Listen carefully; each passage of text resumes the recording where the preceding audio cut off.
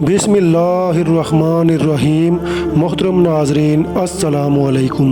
नाजरीन, शेर खुदा हज़रत अली अलैहिस्सलाम की शख्सियत फ़ज़ाइल और शान के उस दर्जे पर फाइज़ है जिसका कोई सानी नहीं। दुश्मनान अहले बैत ने हज़रत अली अलैहिस्सलाम के फ़ज़ाइल पर पर्दापोशी और उनके किरदार को मामूली साबित करने की बहुत कोशिशें की, मगर आपकी शान व फ़जीलत मशरिक़ से मगरिब तक ता क़यामत आया है।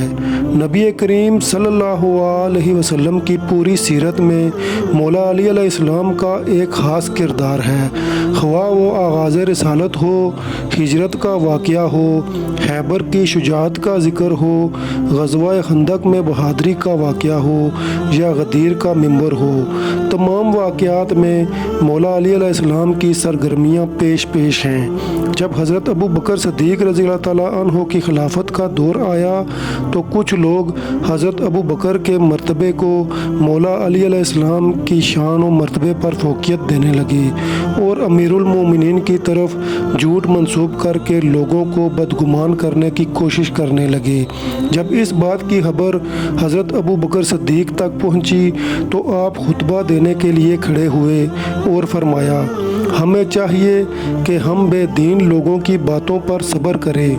ऐसी बातें करने वाले मुनाफिक हैं जो मजबूरन जलील होकर इस्लाम में दाखिल हुए।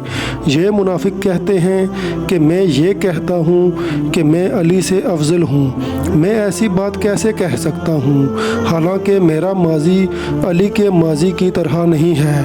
वो कराबत जो अली को नबी करीम सल्लल्लाहु अलैहि वसल्लम के साथ था वो मुझे ना था। अली की शान व मंजिलत मुनफरिद है। वो सबसे पहले ईमान लाए और मुझसे भी पहले खुदा की इबादत करते थे।